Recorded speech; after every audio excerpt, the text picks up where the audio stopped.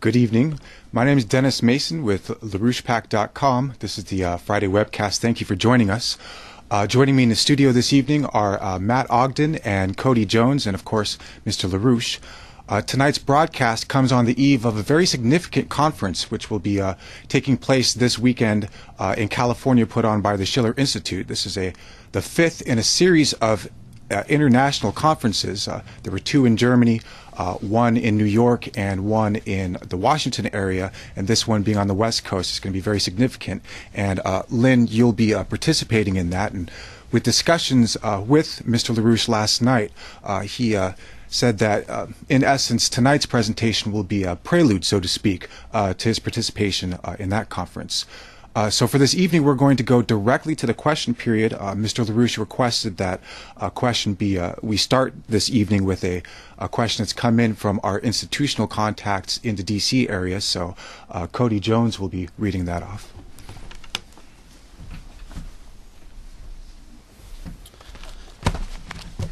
So our first question asks, Mr. LaRouche, we would like to ask for your assessment of the European crisis. Europe is going through an economic collapse with no end in sight. There are growing indications of a global economic slowdown, with even China and other Asian nations acknowledging slower rates of economic growth in recent months. If this continues, Asian countries will likely pull back from their investments in European bonds, further accelerating the European disintegration.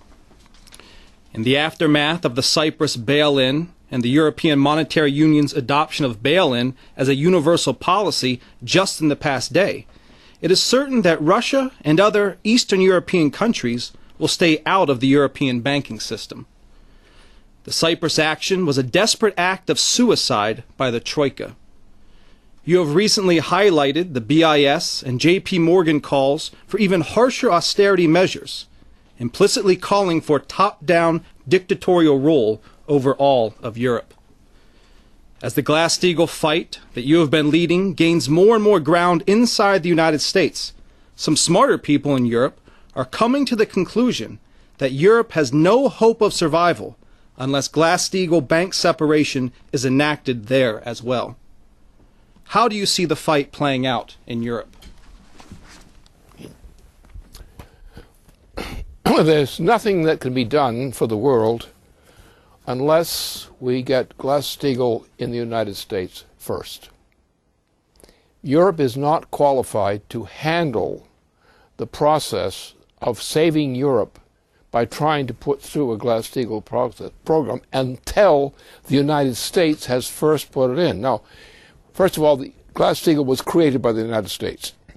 It's a product of our original Constitution. And it's built into us.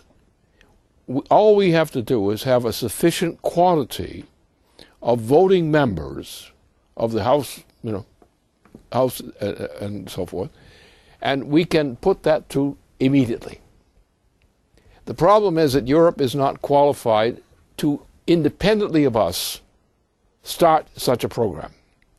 So our job is to do it first, and then let the Europeans come in later.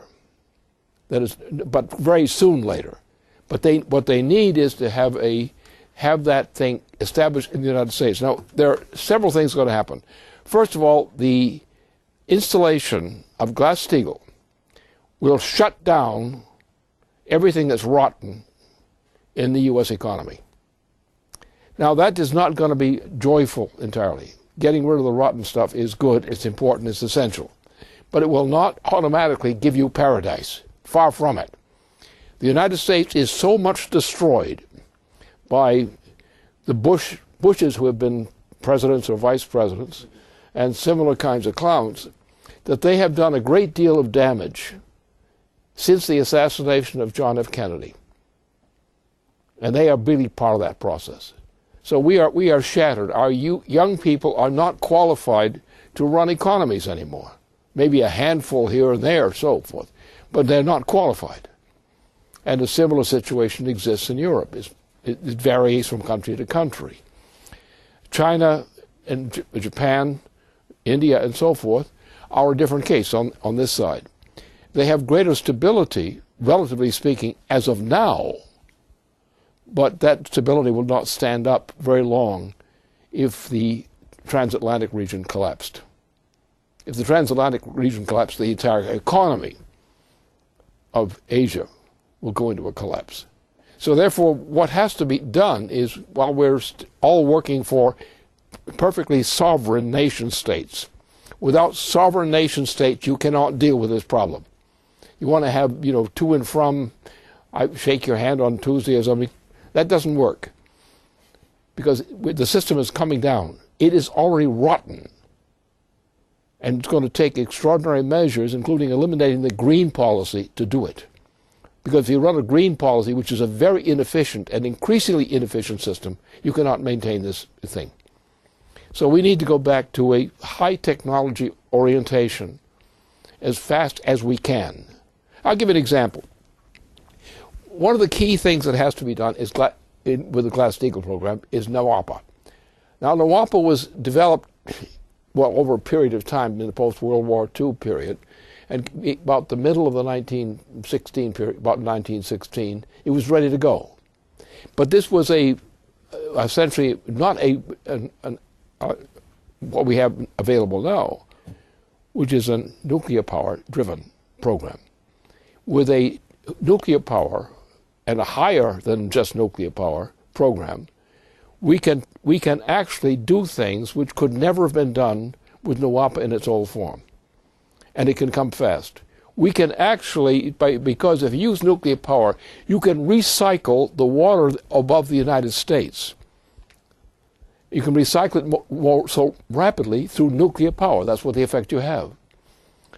And we have a problem we have, especially in the western states in particular. We have a terrible problem. The water tables, the groundwater tables are way down. You cannot even grow crops. We've lost our herds. We've lost entire crops. We have an insane system of grains. We have people who are growing a grain over large areas, and they can't maintain it. They're now with this thing of going back to from biofuels and not that kind of nonsense is mass murderers. So we have a hard job to do, but we can do it. We can only do it on the basis of nuclear and thermonuclear power. Without nuclear and thermonuclear power, you cannot save the United States, unless you want to call it about great suffering from our people. A similar thing is true in Europe, but Europe is much weaker than we are. We are still much more, we have greater strength than they do. You have the banking system, all the problems are there, but also the moral, the intellectual thing. We have some degree of intellectual coherence that is lacking in the way Europe has been destroyed and crushed today. So it comes back to the thing. Same thing. We, in the United States, have a moral responsibility to all humanity to get Glass-Steagall in now, because nobody else can do it. That is, China is stronger than we are right now per capita in terms of stability. But that wouldn't last very long, because China's productivity is based on moving industry and product into China and out of Chinese production. Well, if Europe collapses and the United States collapses, then South America will collapse, Africa is already collapsing, and then China will collapse. Japan may collapse. India will collapse. So therefore, it depends upon the United States. We in the United States have a great responsibility to institute Glass-Steagall immediately, and to put it also in association with not only nuclear power, but thermonuclear power. With the increase of installation of thermonuclear power, we can change the world, because we can change the United States. And there are other nations which are nuclear powers can cooperate. But without nuclear power, we do not have any more the immediately present ability to save the United States economy or the European economy. So therefore, we have to do that. We have a moral responsibility to the world.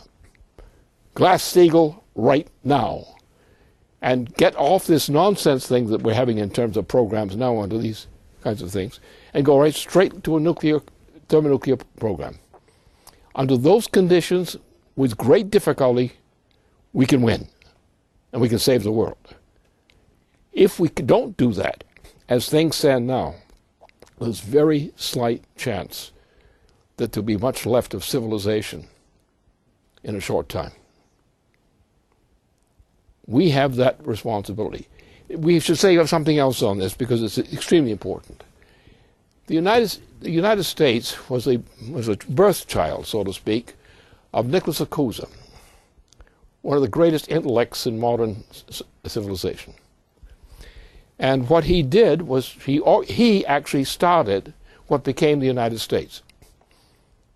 He was the one who organized, as long as he was alive, and it was about 4 years, he died 4 years before Columbus began to move. But it was Columbus's instructions and guidance which directed not only Columbus, but other mariners who also made experiments in the same direction, the transatlantic, cross-transatlantic procedure. So we in the United States have a responsibility which is based on the fact that we, Nicholas Cusa, understood that we in Europe had to move from Europe across the waters because inside Europe the corruption left over from the Roman Empire and other kinds of systems of that time was such we couldn't work. We kept losing. Repeatedly, Europe tried to free itself from the evils that it suffered in Europe. And they found they kept failing every time. The same old sickness came back and back and back. And Cusa said, well, what we have to do is cross the waters, build up in areas where this disease of Europe is not predominant, and use that opportunity to build up a new civilization based on new motives and new insights. That is exactly what happened. Christopher Columbus was one of the people who was produced by Nicholas Cusa. And we in the United States in particular, there were experiments in other countries, South America and so forth, that didn't work out well. But we in the what became the United States, came very quickly into understanding this process. The American process, the United States, what became the United States was part of that. So that in order to deal with a problem, you can't just deal with some drawing board scheme. You have to have a people who, inside themselves, have developed a cultural impact which is capable of causing things to happen which are needed. The idea of material ingredients, that's not enough. You've got to have people who have in themselves a spirit and understanding which can move things forward. Europe had been a failure. As a matter of fact, Europe would have probably died long ago but for the United States. If you look at what happened in the history of the United States, especially since the beginning of the 19th century, you see exactly how we responded. We took people from all over the world. We moved them into the United States. We increased their productivity levels by each generation. Each generation would tend to be better off than the one before. And it was built that way. The Civil War, we had to fight. At the same time, we had the greatest achievement of progress you could ever imagine in that terrible war, which was called the Civil War. We in the United States have had, as a gift of Europe, typified by Nicholas Cusa, we have had the inspiration and direction which enabled us to carry the world largely, to save Europe at a time when Europe could not save itself. Now we have gone through the same thing. The British Empire and what it represents has corrupted and destroyed the United States. That's been its mission ever since the 18th century. And now we've reached the point that if civilization is going to survive, we're not going to just have to do practical things. We're going to have to do inspired missions. And we have the potentiality. We still have older people who are now in the process of being killed, as in Michigan, for example. The population in Michigan is being subjected to a terrible genocide right now. And you have similar conditions like that in other parts of the United States. if we do not change our policy, will not last very long. The rest of the world will go down. Europe, Central Europe and Western Europe are completely destroyed. Some nations have a fragment of something here and there, but Italy is trying to hold up. Greece is being destroyed. Other parts of Europe are being destroyed. It's not merely technology that's required. That technology is required, but driven technology, not just technology. And with the kind of drive which we still have among some people in Europe, as well as in China now, India, Russia, we have sources that, if they're put to work, can re-inspire humanity, and we can get out of the mess. But the key thing that it's all of this is what we have to do. We have to put into effect immediately Glass-Steagall in the original form that Franklin Roosevelt drafted it. Exactly, with no changes on the policy. None. The exact same thing. Without Glass-Steagall in the United States, say your prayers.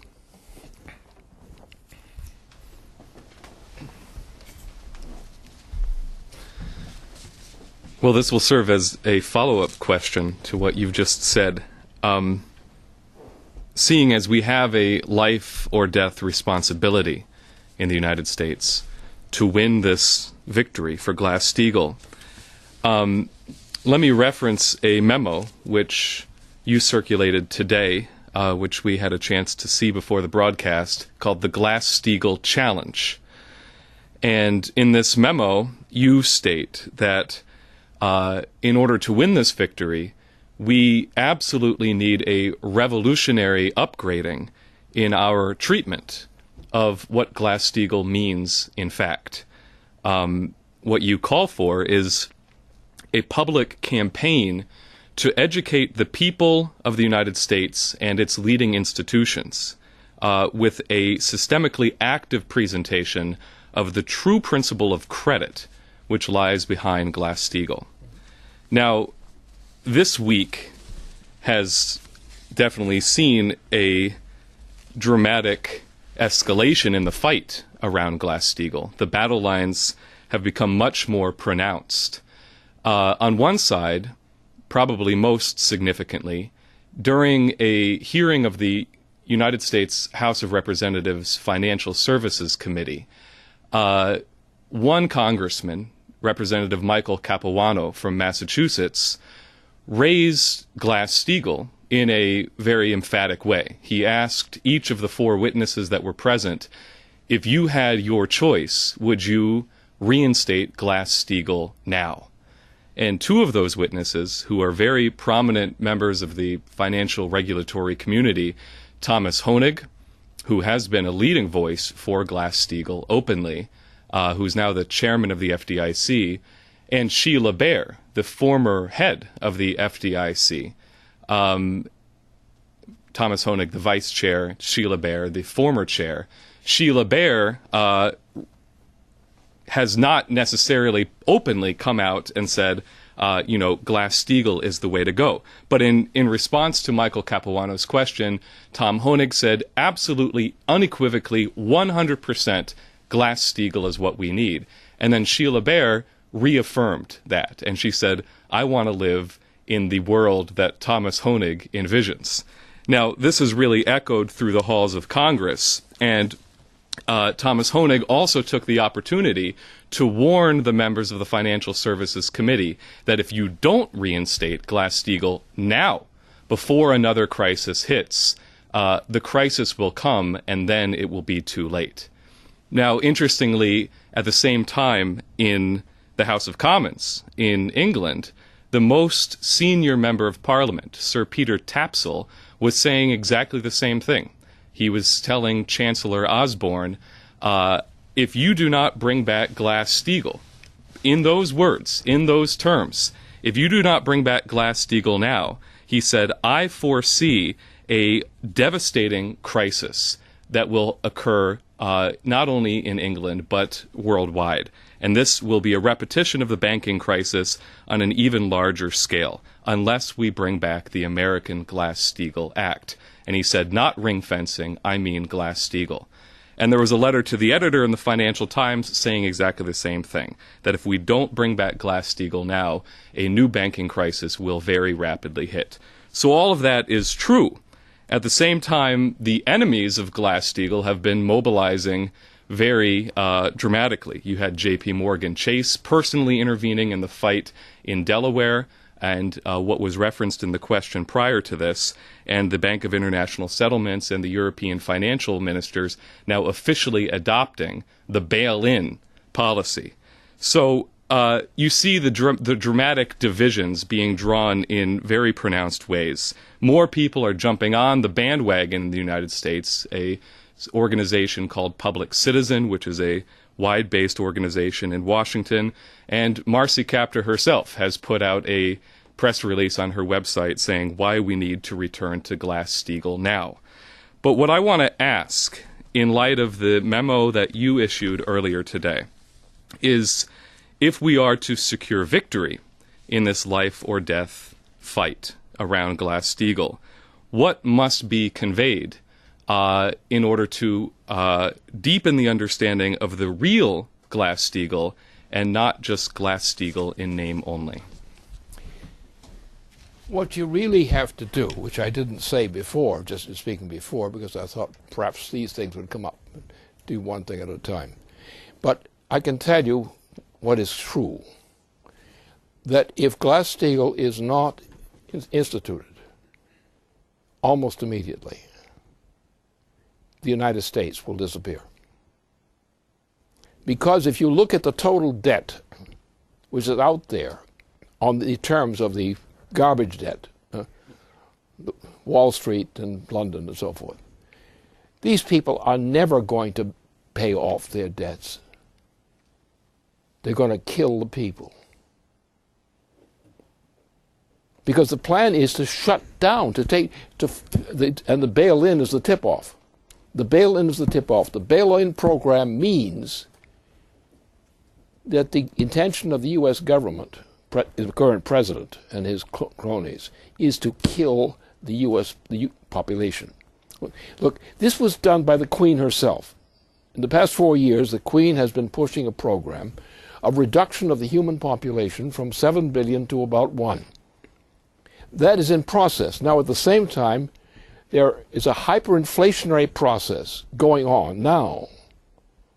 And that hyperinflationary process is so great that you could never have a resolution. If you then go to bail in, you will thereby destroy the very amount of productive capability which presently exists. Which means that the intention is to carry out the Queen of England's stated policy, repeatedly stated policy, to reduce the human population rapidly from 7 billion people living on the planet now to approximately 1. And some people of her advisors go for much lower than 1 billion. And that's what's intended for you. This whole thing is a charade.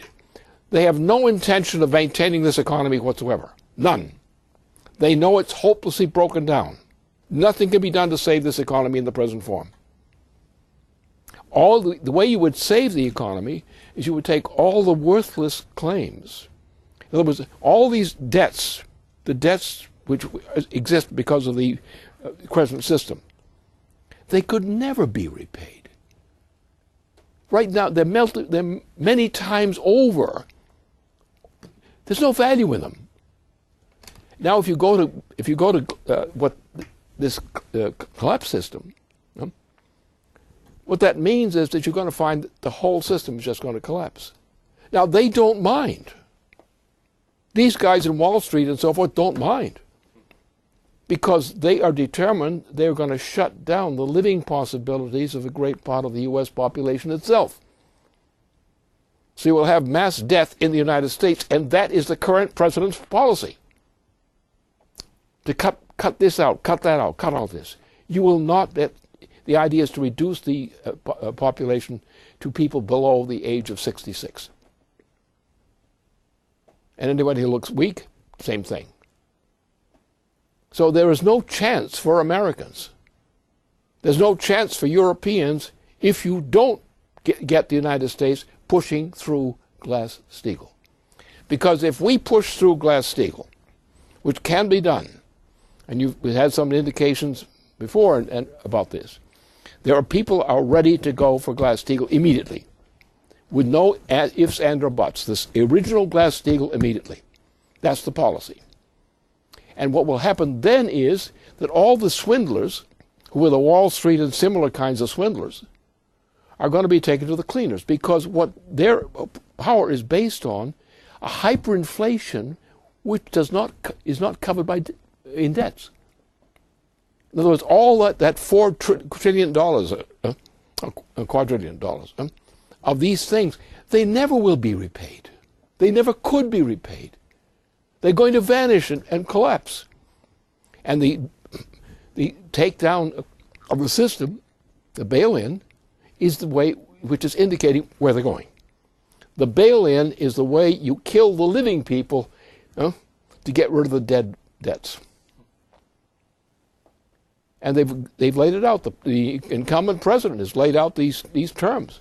A reduction of the ability of the population to live. Now already, look in the United States. How about food supplies? You do not have food supplies adequate for the entire population of the United States. And that was done under the current president. But it was prepared by the previous president, the Bush. And there was other Bushes before, which also ruined things. So therefore, the intention is to do that. Therefore, what's our intention? We say, look, you've got all these Wall Street type debts in Europe and elsewhere. Well, when are you going to repay those debts? Never. You're going to cancel them, but you're going to cancel all the money. And the problem is to reduce, as the Queen has said repeatedly over the past 4 years, to reduce the population of the planet from 7 billion people to less than 1. And her chief advisor in this thing is going much below the 1. That's the intention. The rest of it is a charade. So therefore, the answer is comes back to the same thing. We foreclose. Institute Glass-Steagall. Next thing, foreclose at all the unpaid debts of the quadrillion of debt. Close it. Close it down. Call them in. Okay, when are you going to pay the debt? Get them in one at a time. When are you going to pay your debt? Never? Okay, we're going to cancel your assets. We're going to bail in you on your own gambling. You have no intention of paying these debts that you've piled up. You want us to live on paying your debts? Pay your debts. Come to the room and talk to us. Now pay off your debt here and now. And what remains, you can take with you. That's where we are. That's how serious this is. This is not a financial crisis. This is much more. And we can, with Glass-Steagall, by taking all the resources that we have, and Europe doing the same thing, for example, we can then assemble those things which are really assets, which are productive assets, or legitimate claims of honest people. The gamblers, no. The gamblers will have to go through a house cleaning. They will be taken into a room, asked to define what their assets and debts are, and all the things that do not qualify as debts, as legitimate debts, will be canceled. They will be allowed to walk out of the room at that point, stripped of the non-claimable debts. And therefore, Glass-Steagall is the weapon by which we use to restore production. We cut out the green stuff too, because the green stuff is a fake. If you look at what the green policy is, it's lowers the level of per capita productivity, and also destroys people who had potential skills, but they're now denied it under the green policy. So our job is to mobilize full force the forces of production, which is an American slogan, which we are very proud of. The forces of production to get this world moving in a direction back to sanity and back to decency. And therefore, we and others who are putting into force Glass-Steagall, that's one thing. It's about the bulwark of victory. But we also have to go to heavy density in terms of productivity. High technology, and the highest, thermonuclear power. Thermonuclear power is the one thing that can save the western states of the United States. The old NWAPA system couldn't handle the situation. The idea of NWAPA will handle the situation, but you have to have it on a nuclear basis, a thermonuclear basis in some cases. In that case, we have to restore quickly the levels of water in the western state areas. The water has been drained down so low that you can't even pump it up decently anymore. You have no chance, or little chance, of returning to the food production that we had before. With thermonuclear activities, which are perfectly legitimate, we can apply that to increase the water rate cycling through the United States, and also the general power capabilities. We can rebuild things. It's going to be a tough job, but we can do it. And we in the United States, again, we have to set the standard. Because what we don't do may be what kills Europe.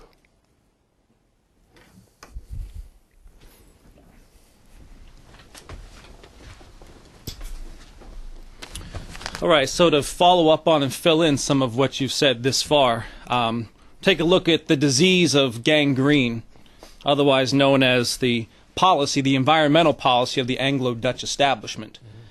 Now, the Anglo-Dutch, never known for their sense of wit or irony, seem to be literally adopting the modest proposal of Jonathan Swift, that of selling children to be eaten by the wealthy. So where are we right now in terms of the food crisis? 2012 saw the worst drought in 50 years hit the United States. 2013 is headed in the same direction. In that condition, California is one of the places that's being hit the worst. You know, what was once known as the breadbasket for the planet is now suffering massive drought. Despite that, you've got the Obama administration continuing to reject any calls to reverse the ethanol mandate.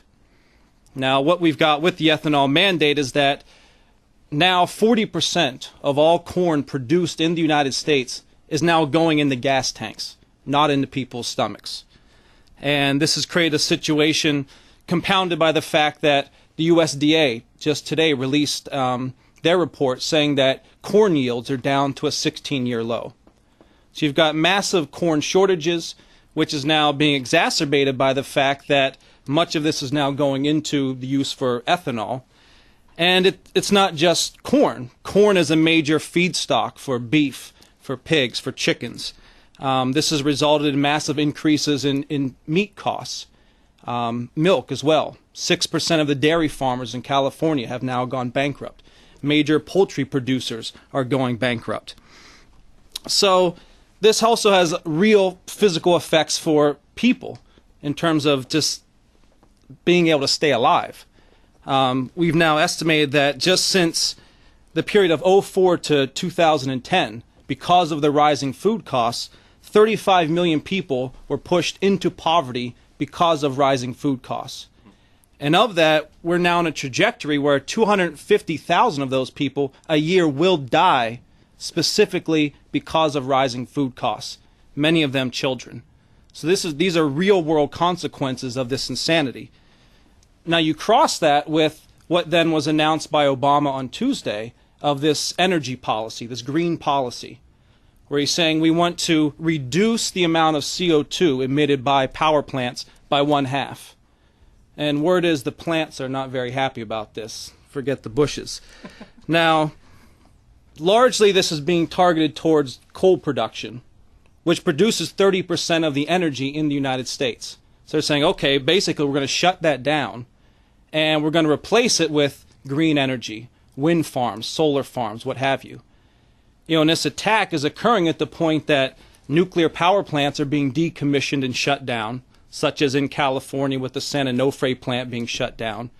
And other plants that were online to be built, those plans are now being canceled because economic conditions make it such that through subsidies and other things, it's more viable in their mind to build wind farms and solar farms.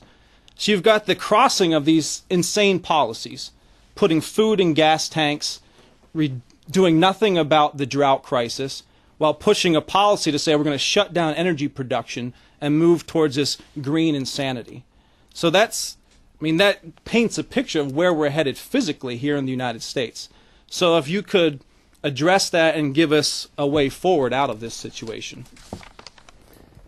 Well, I think I've sort of said it implicitly, at least so far. That's exactly what we have to do. The first thing you have to do is you have to think of the mind of our people, because it's not the flesh that determines production. It's the mind of people. If their minds don't work, you're going no place. So the advantage is that we have minds where our enemies and opponents don't, because they insist they don't have minds. They insist that they won't do the kinds of things which are needed, which all require minds. And they're saying shut down the minds, not the minds. That'll come later. So therefore, that's the issue. The issue is you've got to look at the mind. And in the United States, despite the degeneration, and I mean deep degeneration of the American people, you go back to what happened, when World War II ended. Well, Roosevelt was gone, and the president, Harry Truman, was a pig. It's the only fair term you can use to describe him. Maybe the pigs would object, but that's all right. That's what they've got. They chose it. And then we had these problems. We had the assassination of one president and his brother. It was murder, and it was done deliberately. And the governor of California at the time was one of the accomplices in condoning this process. And since over the 1970s and the 1980s and beyond, not only has the productivity per capita of the United States fallen, but it's been falling at an accelerating rate. So this lies not just in the physics of the thing, it lies in the mind. And what's the physics of the thing? Well, the physics of the thing is actually just that. It's the human mind and its ability to progress to higher states of power, of productivity, that is the basis for the human society. So therefore, if anything that's green is against you, anything that's green is a plan to murder you. Because if you lower the productivity of the American people, who are already now in a broke situation, you're going to kill them. Obama is planning to kill the American people, because that's exactly the only thing that what his policies will do. So he should be fired. The justification for firing him up is clear. Throw him out. But the first thing we really have to do is we have to get through Glass-Steagall, because Glass-Steagall will establish who's in charge.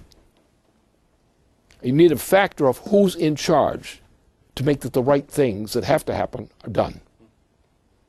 And the United States is the best place to do it. Then you will get cooperation from China. Then you will get cooperation from Russia, from India, and so forth. Then you will get a rejuvenation of people in Europe. And you can deal with the hellhole that Africa has remained under British influence, under the British-Dutch influence ever since. Then you can fix things. But the thing you've got to focus on, don't focus on the paperwork. You have to focus on the human mind. What makes discoveries, real discoveries, is the human mind. What inspires improved productivity, the human mind. What produces good things, the human mind, the creative powers of the human mind. And that's what we shall make Glass-Steagall do. Force the issue of increasing the productive powers of human minds to higher and higher levels of achievement. I do not plan to send people to Mars in the near term. I've said why not. It's a good idea to have people on Mars sometime, but I don't think in the first half of the century, this present century.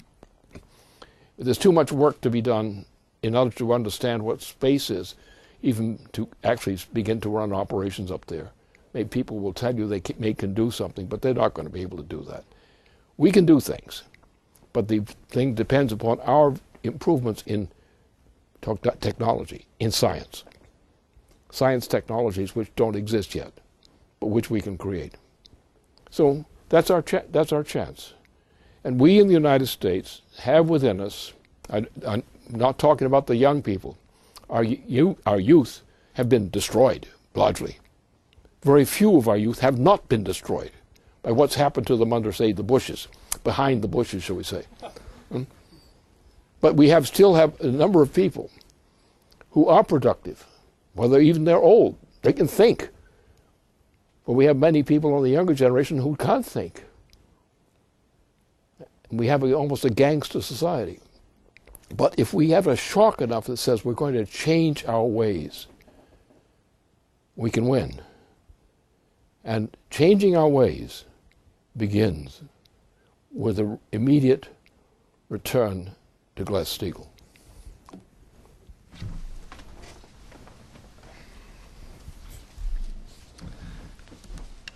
Well, one last question on the subject of firing Obama.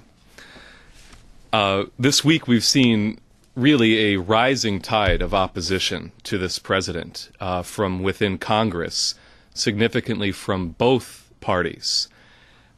Just today, we learned that 26 U.S. senators have sent an open letter to James Clapper, the Director of National Intelligence, telling him that he's got to come clean on the NSA surveillance of American citizens. They complain that the Obama administration is relying on what they call a secret body of law, which is contrary to the interpretation that was originally legislated by Congress. They accuse Clapper and other administration officials of intentionally misleading the U.S. Congress and the American people. They state that reliance on secret law to conduct domestic surveillance activities raises serious civil liberties concerns. And they demand immediate answers to a series of questions that they listed, including what additional surveillance is the NSA engaged in beyond the bulk, indiscriminate collection of telephone data that was exposed by Edward Snowden's leaks to The Guardian? And is the NSA collecting cell phone location data, effectively turning the American people's cell phones into de facto tracking devices? Significantly, of these 26 senators, only 4 of them are Republicans, 22 are Democrats. Now, along these same lines, we've received word that there is also massive bipartisan opposition in the House of Representatives to Obama's continued drive for war. Last week, in closed committee hearings, Obama's proposal to arm the Syrian rebels, presented to these committees by Secretary of State John Kerry, was unanimously rejected. Since then, no fewer than a half a dozen, if not more, distinct resolutions and bills have been filed in the House of Representatives declaring that the Obama administration may not, under any circumstances, proceed with military involvement in the Syrian civil war unless he comes to Congress first to obtain direct congressional approval, of course, something that he did not do in the case of Libya. The most significant of these bills is one that was filed by Representative Walter Jones of North Carolina, HCR 40, House Concurrent Resolution 40, which states, 1, that the President is prohibited under the Constitution from the offensive use of the military, of the U.S. military in Syria without prior authorization by an act of Congress, and 2, that the President's defiance of those constitutional limitations on his authority to initiate war would constitute an impeachable high crime and misdemeanor under Article 2, Section 4 of the U.S. Constitution. Now, Congressman Jones reiterated this threat very forcefully in a bipartisan press conference yesterday on this subject, which he participated in along with Senator Rand Paul, Republican Congressman Chris Gibson, and 2 Democrats, Rick Nolan and Peter Welch. What Jones stated is, verbatim, if one American soldier dies in Syria, I will initiate and introduce bills of impeachment against this president. And so this statement has received very extensive coverage in the national press. So my question for you is, since you have been at the center of catalyzing the opposition to this president, where do we go from here? Simply, we have to say that we need to establish a system of law which does not presently exist. And the only thing that can do that in a timely fashion is Glass-Steagall, immediate installation. Because that opens everything up. What it does also, it kicks him out. And that's essential. And what you have also, you have to take into account this Snowden affair. Now, I'm not going to draw conclusions about what that's going to mean and what it's going to lead to. But there's some things about it that I cannot deny, I know. Not the details of who's doing what to whom. But it's obvious that what's happened, this is a systemic revolt against a president who is known to be a traitor to the United States. And you have these funny people of that generation and those particular kinds of gambling and similar skills. And they just were doing this work for the U.S. government, this kind of investigation for the U.S. government. And they found out that the things that they had been working with was their enemy, and the enemy of the United States. So they finally got a funny kind of idea of patriotism, but it's a legitimate one given the circumstances. And obviously, everything indicates that Snowden is not a lone operative. Obviously, he went into a situation where he knew he could be murdered. Therefore, he was not going to waste his life on just being murdered. Obviously, there are a number of people out there of that generation and disposition and skills which are prepared to wage a war of that type against the traitors to the United States. And I think that that is probably one of the indicators of the early retirement of the presently, unfortunately, incumbent president.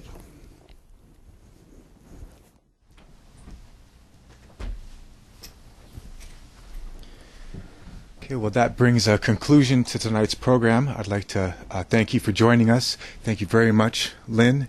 Thank you, Matt and Cody. And we'll see you next week.